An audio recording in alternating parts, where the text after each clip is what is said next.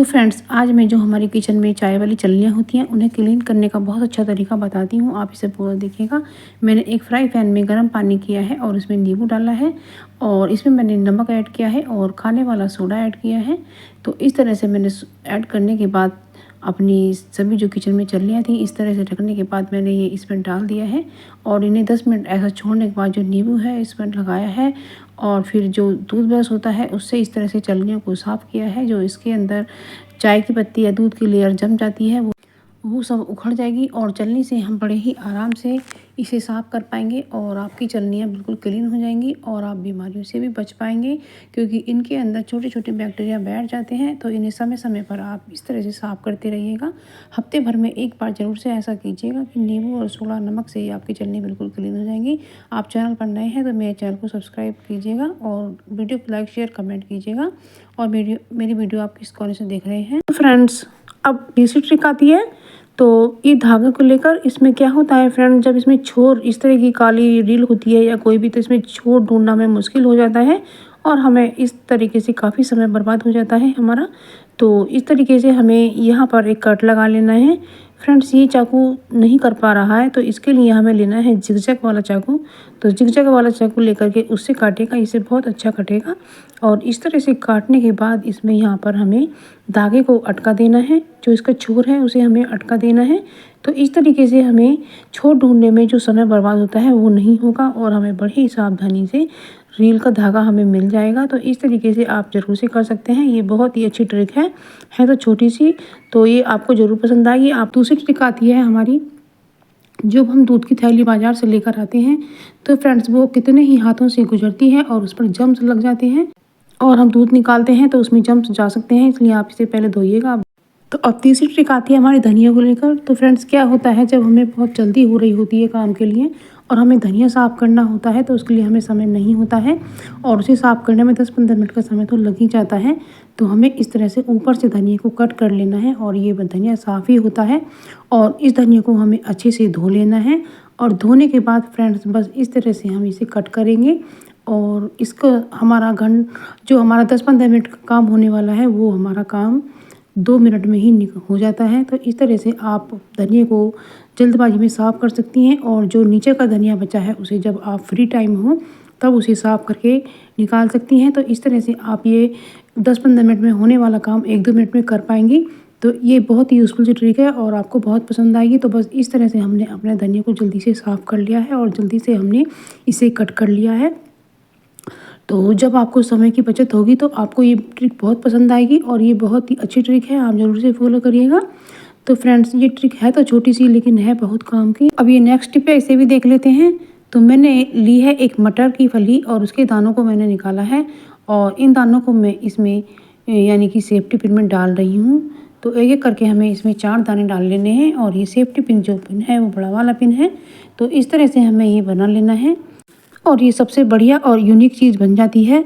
तो फ्रेंड्स, क्या होता है कि जब हम जल्दी जल्दी में ब्रोच ढूंढ रहे होते हैं तो ब्रोच हमें नहीं मिलता है, लेकिन हमें पिन ज़रूर मिल जाता है। तो आप इस तरह से मटर के दाने डाल करके आप अपना ब्रोच बना सकती हैं। ये बहुत ही अच्छा लगता है और बहुत यूनिक सा लगता है। आप देखेंगे कितना सुंदर लग रहा है और इस तरह से आप इसे साड़ी में पिनअप कर सकती हैं। ये बहुत ही अच्छी चीज़ है।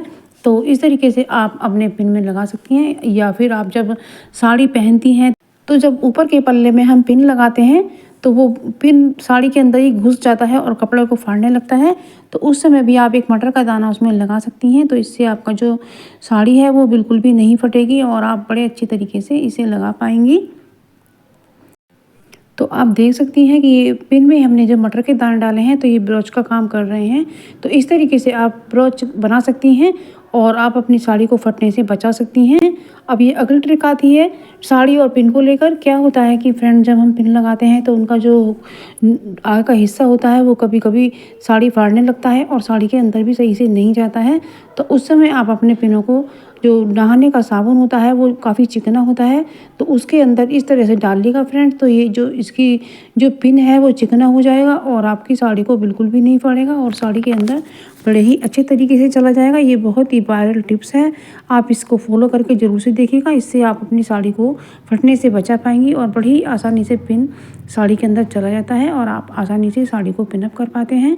तो इस तरीके से आप अपने पिनों की जो नोक होती है उसे नहाने के साबुन में डाल करके उसे चिकना बनाया जा सकता है और इस तरह से आप अपने साड़ी के बचत कर पाएंगे, वो फटेगी बिल्कुल भी नहीं। अब अगली ट्रिक मोबाइल को लेकर क्या होता है फ्रेंड्स, जब हम रसोई में होते हैं, हम कोई रेसिपी देखते हैं या फिर हमें कोई ज़रूरी चीज़ देखनी होती है, तो जब हम मोबाइल को खड़ा करते हैं तो वो गिर जाता है, वो खड़ा नहीं होता है। तो उसके लिए हमें करना होगा एक ऐसा काम जो हमारा जो मोबाइल है बिल्कुल भी नहीं गिरेगा और हम बड़ी ही आसानी से देख पाएंगी। तो हमें लगानी है, इसमें लेना है रबर बैंड, और जो किचन में रबड़ निकलती रहती हैं वही रबड़ बैंड हमें ले लेना है, या फिर आपके पास अलग से हो तो वो भी ले सकते हैं। तो ले करके बस इस तरीके से हमें दो तरफ रबड़ बैंड को इस तरह से लगा लेना है और बस ये बड़ी ही आसानी से आपका मोबाइल खड़ा हो जाएगा, बिल्कुल भी नहीं गिरेगा। और आप जैसे कप है या फिर गिलास है उसका सहारा ले सकती हैं, तो उसमें भी आप दीवार के सहारे इस तरह से लगा कर भी देख सकती हैं, तो ये बिल्कुल भी मोबाइल नहीं गिरेगा। और या फिर इस तरीके से भी कहीं भी इसे इस तरह से खड़ा कर सकती हैं, यानी कि दीवार का सहारा भी लेने की कोई ज़रूरत नहीं पड़ेगी। तो इस तरह से आप इसको फॉलो कीजिएगा, ये बहुत ही अच्छी ट्रिक है। दूसरी ट्रिक आती है हमारी, तो हमने सबसे पहले गैस ऑन की है और उस पर रखा है हमने तवा, और तवे को गर्म हो जाने के बाद इस पर डालेंगे हम थोड़ा सा ऑयल। आप सरसों का तेल भी ले सकते हैं और तिल का तेल भी ले सकते हैं या नारियल का भी। और इसके अंदर हमने डाला है मोम, और मोम को हमने इसमें मेल्ट कर लिया है और अब ठंडा करने के बाद हमने इसमें कांच की बाउल में पलट लिया है। तो बस आप देखेंगे कि एक जेली की तरह बन गया है और ये बहुत ही अच्छी जेली है। तो इस तरीके से हमें बनाना है। तो फ्रेंड्स, ये जो जेली हमने बनाई है, जो हमारी उंगलियां फट गई हैं जैसे कि आप वीडियो में देख पा रहे हैं, तो इसकी बहुत ही अच्छी दवाई है, आप इस पर लगाइएगा। और साथ ही साथ जब हमारी एड़ियाँ फट जाती हैं और उनमें खून निकलने लगता है और पट्टी एड़ियों में दर्द भी रहता है, तो इस तरह से घर में इस रेमेडी को तैयार कर सकते हैं और आपकी फटी एड़ियाँ एक ही रात में बिल्कुल ठीक हो जाएंगी। और इस तरीके से आप इससे मसाज कीजिएगा और लगाइएगा और इसे अपने फटे हाथों और पैरों पर लगा सकते हैं। तो इस तरह से आपके जो पैर हैं वो बिल्कुल अच्छे हो जाएंगे और ये बहुत ही सरल तरीका है और इसमें खर्चा भी ज़्यादा नहीं आता है। तो इस तरीके से हम ये जेली बना सकते हैं और हमारी फटी एड़ियाँ एक ही रात में ठीक होने लगती हैं। तो इसलिए मैं एक होम रेमेडी लेकर आई। तो सबसे पहले मैंने ली है एक बाउल और उसमें लिया है एक बॉडी लोशन, और आप कोई भी बॉडी लोशन ले सकती हैं। तो मैंने थोड़ा सा बनाने के लिए ही दिखा रही हूँ। और इसमें लिया है मैंने थोड़ा शहद, और शहद डालना आपको बहुत ज़रूरी है क्योंकि ये त्वचा को मुलायम बनाता है और इसको अच्छे से फेंट लेना है। बस इसमें मैं अब थोड़ी सी वैसलीन भी डाल लेती हूँ क्योंकि वैसलीन जो होती है ये त्वचा की नमी वापस करती है और ज़रूर से डालनी है। तो डालना है गुलाब जल। गुलाब जल जो त्वचा में हमारे गंदगी जमा हो जाती है उसे उखाड़ कर फेंक देता है। और ये डाला है मैंने थोड़ा सा कैस्टर ऑयल। ये भी मुझे इसमें नारियल तेल, क्योंकि नारियल तेल जो होता है वो एलर्जी भी दूर करता है और ड्राई स्किन को अच्छी बनाता है। तो ये सभी चीज़ें हमें इसमें मिक्स करनी है और इस आपकी जो त्वचा है वो बिल्कुल ड्राईनेस ख़त्म हो जाएगी और बहुत ही मुलायम चमकदार हो जाएगी। तो इससे आपके चेहरे पर ग्लो आएगा, ये बहुत ही अच्छी चीज़ है और साथ चेहरा आपका निखर कर जाएगा। खासकर जब आप शादी पार्टी में आते हैं तब तो ये आपको जरूर से लगाना है और आपके बिल्कुल सॉफ्ट हो जाएंगे और रंग भी गोरा हो जाएगा। देख सकते हैं कि इस तरह से ड्राई होने लगती है। और जब हम कुछ, तो ये मैंने लिया है कपूर, और जो मूसली होती है उसकी सहायता से इसे कूट लेना है और इस कपूर को हम एक बाउल में निकाल लेते हैं। को करने के बाद हमें इसमें लेनी है माचिस की कुछ तिल्लियाँ, और जो इसमें गंधक लगा हुआ होता है इसे भी हमें कूट करके इस तरह से निकाल लेना है।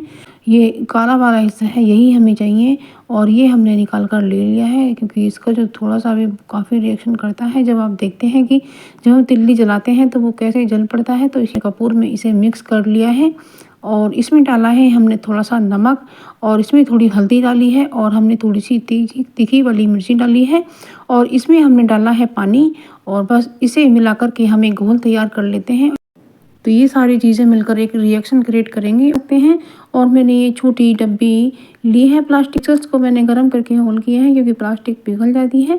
सॉल्यूशन को मुझे चारों तरफ लगाया है और यहाँ चींटियाँ भी बिल्कुल नहीं आएंगी और मच्छर सबसे ज़्यादा गमले में ही पैदा होते हैं तो वो नहीं होंगे।